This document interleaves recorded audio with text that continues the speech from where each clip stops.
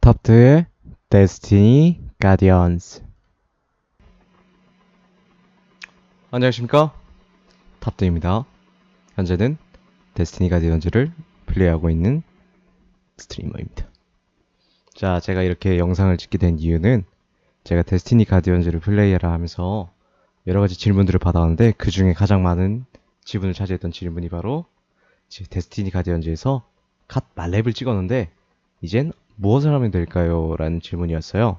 그러니까 갑자기 할 건 많이 생겼는데 뭐부터 해야 될지 모르겠어요. 전투력을 쉽게 효율적으로 올리려면 무엇을 해야 될까요? 라는 질문에 대한 답변을 드리고자 제가 이렇게 여러 가지를 알려드리려고 영상을 찍게 되었습니다. 잘 부탁드리겠습니다. 자, 우선 전투력이란 무엇이냐를 먼저 설명하고 가야 될 텐데요. 우선 제 지금 캐릭터 창에 보이는 이 숫자들, 이것들이 전투력이죠. 하지만 아이템 획득에 관해서 관여하게 되는 전투력은 따로 있습니다. 바로 평균 아이템 레벨인데요. 우선 이것은 이렇게 뜨는 이게 아닙니다. 이것은 데미지에 관련된 전투력입니다. 하지만 다른 전투력은 뭐냐? 바로 이 하단에 자세히 보이는 요것들이에요. 평균 전투력. 이것은 DIM이라는 사이트에서 제가 직접 확인을 한 거예요. 화면 상단에 보이는 워록, 헌터, 타이탄, 제가 보유하고 있는 캐릭터들의 그 좌측 하단에 보이는 작은 숫자들입니다. 이게 무엇이냐? 바로 제 인벤토리와 금고에 있는 모든 아이템의 가장 높은 수준을 계산해서 평균을 낸 값입니다. 아이템을 획득하는데 가장 큰 관여를 하게 되는 중요한 요소죠. 이게 바로 평균 전투력입니다. 자, 이것이 왜 중요하냐? 우선 그거에 대해서는 소프트캡에 대한 말씀을 드려야 하는데요. 자, 소프트캡이란 무엇이냐? 제작사가 여러분의 말렙 이후에 컨텐츠 소모 속도를 조절하기 위해서 의도적으로 넣은 장치라고 할 수 있습니다. 자, 이거는 어떻게 구분하냐, 제가 천천히 알려드리도록 하겠습니다. 자, 소프트캡에 대한 간단한 설명을 드리자면 우선 4단계로 구성이 됩니다. 520, 540, 580, 그리고 600인데요. 자, 이렇게 1, 2, 3, 4단계로 나뉘어져 있습니다. 자, 이것들은 무엇이냐? 예시를 한번 들어보겠습니다. 제가 현재 전투력이 517입니다. 그런데 2단계 소프트캡에 아이템을 획득을 하게 되면은 최대 플러스 5까지예요. 저의 현재 획득할 수 있는 평균 전투력에 플러스 5까지입니다. 근데 이 경우에는 낭비가 될 수밖에 없어요. 왜냐? 1단계에서도 제 평균 전투력이 520이 될 때까지는 저의 현재 평균 전투력에 플러스 5까지 장비를 1단계 소프트캡에도 획득을 할 수가 있어요. 근데 2단계 소프트캡에 퀘스트를 완료하거나 장비를 받았어요. 이런 경우에는 이미 1단계에서도 플러스 5를 받을 수 있어요. 517이면 522짜리를 받을 수가 있겠죠. 하지만 2단계를 깨버리기 때문에 이제 520부터 540까지는 계속해서 플러스 5짜리를 받을 수 있어요. 525, 526부터 이제 최대 544까지. 근데 544짜리를 지금 522짜리로 받아버렸으니까 한마디로 비효율적인 아이템 획득이라고 할 수가 있겠죠. 그렇기 때문에 저희는 효율적인 파밍을 위해서는 자신의 현재 평균 전투력이 몇 단계인가, 그리고 내가 지금 이 퀘스트를 완료해서 얻게 되는 강력한 장비가 몇 단계의 소프트캡에 해당이 되는가를 잘 파악을 하고 계시면은 효율적으로 평균 전투력을 올릴 수가 있습니다. 어떤 종류의 퀘스트들과 활동들이 소프트캡에 해당이 되는지 한번 확인해 보겠습니다. 우선 거미 영웅 현상금입니다. 자, 이 뒤엉킨 해안의 거미에게서 획득할 수 있는 퀘스트인데요. 자, 현재 저는 클리어를 했기 때문에 표시가 되어 있지 않지만 원래는 매주 수요일 새벽 2시가 되면은 모든 주간 퀘스트가 초기화가 되면서 옆에 있는 다른 지명수배본 퀘스트와 같이 이렇게 이런 식으로 활성화가 되어 있습니다. 자, 이것은 매주 바뀌는 내용의 지명수배인데요. 특정한 행성에서 파워되어 있는 영웅 모험 퀘스트의 일종입니다. 이것을 클리어하게 될 경우 소프트캡 1단계에 해당하는 장비 아이템을 받을 수가 있습니다. 그 다음은 순찰 주간 활동, 그리고 아이코라의 현상금 20회, 선봉대 영웅 이야기, 갬빗 참여, 실현의 장, 그리고 1일 실현의 장, 갬빗 공격전 모험입니다. 자, 우선 이것들에 대해 알아보겠습니다. 자, 우선 아이코라의 주간 현상금 20회 퀘스트입니다. 이렇게 매주 수요일 새벽 2시에 주간 퀘스트가 초기화가 되면 이렇게 아이코라에게서 새로운 퀘스트가 또 팝업이 되는데요. 자동으로 수락되어 있는 상태이기 때문에 어떤 종류의 현상금이든 불문하고 20개를 클리어하시면은 소프트캡 1단계 최대 524까지 장비를 받을 수 있는 아이템을 획득할 수가 있습니다. 그 외에도 공격전, 1일 공격전, 그리고 주간 공격전. 1일 공격전은 말 그대로 한 번 클리어하게 되면 강력한 장비를 얻을 수가 있고, 주간은 팀원과 같은 빛 원소 하이 직업, 즉 화력팀을 구성했을 경우 2명이면 태양, 번개, 공어, 3명이면 태양, 번개, 공어. 이런 식으로 같은 속성으로 맞춰서 공격전을 3번 클리어하시면은 소프트캡 1단계에 해당하는 524까지의 아이템을 획득할 수가 있고요. 주간 1일 이야기 임무 완료 3회. 이것은 저희가 스토리를 진행하면서 그간 중간중간에 구간을 잘라서 만든 일종의 임시 모험 같은 겁니다. 이거를 일주일 안에 3번을 총 완료를 하시게 되면 마찬가지로 소프트캡 1단계 최대 524 기억하세요.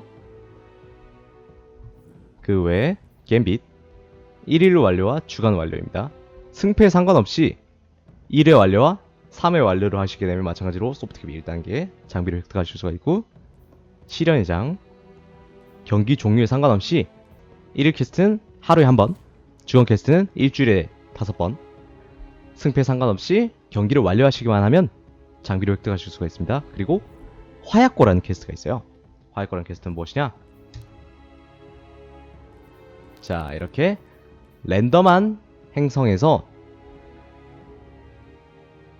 공개 이벤트, 영웅 모험, 그리고 잊혀진 구역을 클리어하게 되면은 이렇게 게이지가 차오게 됩니다. 이것들을 클리어를 해서 100%를 만들어서 클리어를 하게 되면은 이제 마찬가지로 소프트캡 1단계에 해당하는 장비를 주고요. 또 마찬가지로 화약고가 나오는 그 행성에는 영웅 모험 1일 이야기가 팝업이 됩니다. 이것도 마찬가지로 소프트캡 1단계고요. 자, 이렇게 소프트캡 1단계의 장비들에 대한 퀘스트를 한번 알아보았습니다. 자, 그럼 이제 소프트캡 2단계. 자, 바로 페트라의 주간 스토리 임무, 페트라의 1일 현상금, 선봉대 황혼전, 황혼전 실만점, 그리고 클랜 앵그램입니다. 자, 우선 가장 가까이서 볼 수 있는 선봉대 황혼전부터 알아볼게요. 자, 선봉대 탭에 들어가면은 오른쪽에 있는 탭이 바로 선봉대 황혼전입니다. 이건 바로 공격전의 하드 난이도라고 할 수 있는데요. 암상인에게서 구매할 수 있는 검 5번이라는 아이템을 통해서 특정한 조건을 넣거나 빼는 식으로 배수를 조정할 수가 있습니다. 예를 들어 곱하기 2.7이면은 몬스터 한 마리를 죽였을 때 얻는 점수가 100이라고 치면 270을 얻게 되는 거죠. 이런 식으로 몬스터를 처치를 하면서 얻은 점수가 10만 점이 되면은 주간 퀘스트가 완료가 되면서 소프트캡 2단계 최대 544까지, 그리고 마찬가지로 10만 점이 아니더라도 황호전을 클리어하기만 하면은 마찬가지로 소프트캡 2단계 장비를 획득하실 수가 있어요. 자, 그 외에도 페트라의 퀘스트는 무엇이냐? 꿈의 도시라는 포세이큰 DLC를 다 클리어를 하시게 되면 열리는 장소에서 페트라가 매 주마다 주는 퀘스트입니다. 자, 주간 퀘스트는 무엇이냐? 바로 목표라고 되어 있는 곳에 승천도전 주간 현상금이라고 써져 있죠. 그리고 옆에 세계 사일 관문 주간 현상금이 되어 있습니다. 이것들은 각각 승천도전이라는 퀘스트와 눈먼 우물이라는 컨텐츠입니다. 이것에 대해서는 추후에 설명하겠고요. 페트라가 매주 주게 되는 그냥 일반적인 퀘스트가 있는데요. 지금 오라클 엔진 같은 경우에 제가 이미 수락을 해둔 상태입니다. 자, 이것을 확인할 수 있는 방법은 탭키를 눌러서 지도를 열면 이렇게 퀘스트가 팝업이 되어 있는 걸 확인할 수 있고, 그 외에도 1일 현상금 8회 완료는 무엇이냐? 바로 아래 탭에 저기 1일 현상금이 써져 있죠. 여기 있는 1일 현상금들 각각 클리어를 하시면은 카운트가 올라가게 되고, 이거를 일주일에 8개를 깨게 되면 마찬가지로 소프트캡 2단계 장비를 획득하시게 됩니다. 자, 그 외에도 클랜 앵그램에 대해 알아보겠습니다. 클랜원들과 함께하는 퀘스트를 클리어를 하게 되면은 이런 식으로 전설 장비를 주죠. 이것들이 바로 주간 클랜 퀘스트라고도 하는 클랜 앵그램 보상입니다. 클랜원과 함께 3단계 이상으로 눈물 우물 활동 100% 채우기, 클랜원들과 함께 모험 3번 완료하기, 클랜원들과 함께 갬빗 경기 3번 완료하기, 그리고 마지막으로 퀘스트가 이제 팝업이 되어 있지 않지만 클랜원들끼리 레이드를 클리어하게 되면은 마찬가지로 클랜 앵그램 레이드 보상을 볼 수가 있습니다. 최대 544의 전투력을 가지는 아이템을 획득할 수가 있습니다. 자, 이제 소프트캐 3단계에 대해서 알아보겠습니다. 소프트캐 3단계란 최대 전투력 580, 584까지 아이템을 주는 그 도전은 바로 승천 도전, 오라클 곡물, 페트라의 주간 현상금, 그리고 눈먼 우물 4단계, 갬빗 주간 현상금, 그리고 마지막 소원, 첫 번째, 두 번째, 세 번째 네임드입니다. 자, 우선은 가장 가까운 갬빗부터 알아볼 건데요. 네, 여행자에 있는 갬빗 NPC 방랑자에게 가게 되면은 이렇게 갬빗 현상금이 있습니다. 그 중에 주간 현상금의 경우 소프트캡 3단계 최대 584 전투력의 아이템을 획득할 수가 있고요. 소프트캡 3단계의 또 다른 퀘스트 주간 꿈의 도시 탐험, 이 경우에도 소프트캡 3단계를 획득할 수가 있습니다. 아까 말씀드렸던 승천 도전, 그리고 오라클에게 바치는 곡물도 마찬가지인데요. 자, 우선 승천 도전이란 무엇이냐? 자, 이 여왕의 풀 물약이라는 아이템을 사용하게 되면은 승천 차원이라는 곳으로 가는 포탈을 매주 바뀌는 특정한 지역에서 탈 수가 있습니다. 그렇게 들어가게 되면은 점프 같은 장애물 구간을 넘어서 특정 몬스터를 처치하면은 퀘스트가 완료가 되고요. 네, 이곳이 바로 눈먼 우물입니다. 디발리의 안개 빠른 이동 지점에서 정면에 보이는 큰 건물로 들어가서 두 번의 커브를 거치게 되면은 이곳에 도착하는데요. 바로 여기 있는 이곳에서 이 비충전 1단계, 2단계, 3단계, 그리고 불안정한 빛이라는 아이템인데 이것들을 넣어서 1, 2, 3단계의 디펜스 이벤트를 완료를 하고 보스를 클리어하게 되면은 눈먼 우물이라는 퀘스트의 게이지가 차오르게 되고 이것을 100% 채우면은 마찬가지로 소프트캐 3단계 보상을 획득하실 수가 있습니다. 눈먼 우물에 3단계를 클리어한 후 불안정한 빛을 넣으면 4단계가 파복이 되는데요. 이 4단계를 클리어하게 되면 오라클에게 바치는 곡물을 얻을 수가 있습니다. 이것을 오라클 엔진이라는 퀘스트 말고요. 꿈의 도시에 있는 그냥 오라클 엔진이라는 장소에 가서 주입을 하시면은 여왕에게 곡물을 바쳤다는 그 대가로 보상을 얻을 수 있는데 그것도 소프트캡 3단계에 해당이 됩니다. 네, 그리고 마지막 소원이라는 꿈의 도시에서 진행할 수 있는 레이드를 클리어하시게 되면은 첫 번째, 두 번째, 세 번째 네임드까지는 소프트캡 3단계에 최대 584까지의 전투력을 가진 아이템을 획득할 수가 있고요.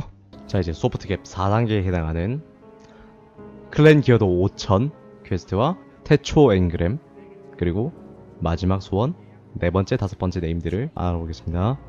자, F1을 눌러서 나오는 자기 캐릭터 탭에서 왼쪽으로 가게 되면은 클랜 탭이 나옵니다. 여기서 주간 개인 기어란 호순에게서 매일 받을 수 있는 1일, 그리고 일주일마다 받을 수 있는 주간 퀘스트를 클리어하게 될 경우 얻는 클랜 경험치를 5000을 채우게 되면 그에 대한 보상으로 소프트캡 4단계 최대 전투력 600에 해당하는 소프트캡 4단계의 아이템을 획득할 수가 있고요. 그 외에도 태초 앵그램이라고 1일마다 최대 3개 획득할 수 있는 앵그램의 경우 항상 600까지는 항상 플러스 5, 자기 평균 전투력에 플러스 5가 되는 그런 전투력의 아이템을 획득할 수 있습니다. 그리고 마지막 소원에 네 번째, 다섯 번째 보스를 해치우게 되면은 소프트캡 4단계에 해당하는 아이템을 얻을 수가 있습니다. 자, 지금까지 이렇게 갓 말렙 파밍법에 대한 것을 알아보았고요. 저는 이제 이 4단계에 해당하는 마지막 소원이나 지금 할 수 없는 것들을 제하면은 다 클리어를 했어요. 그럼 이제 부캐를 키워야 할까요? 아니죠. 할 게 더 많이 남아 있습니다. 자, 우선 그 중에 저는 리바이어던 레이드를 언급하고자 합니다. 네소스 궤도에서 할 수 있는 레이드인데요. 각각 리바이어던, 행성 포식자, 별의 탑으로 이렇게 3개로 구성되어 있는 레이드인데요. 자, 추천 전투력은 300입니다. 옛날에 나온 레이드라서 쉽게 달성할 수가 있어요. 옛날 레이드인데 갈 필요가 없지 않나요? 라고 말을 하기에는 너무 좋은 아이템이 있어요. 한밤중의 반란이라는 헤드캐논이 있습니다. 무려 고정 퍽인데요. 이 녀석의 퍽은 바로 무법자, 광란, 이렇게 아주 중요한 두 가지의 퍽이 무려 고정으로 획득을 할 수가 있습니다.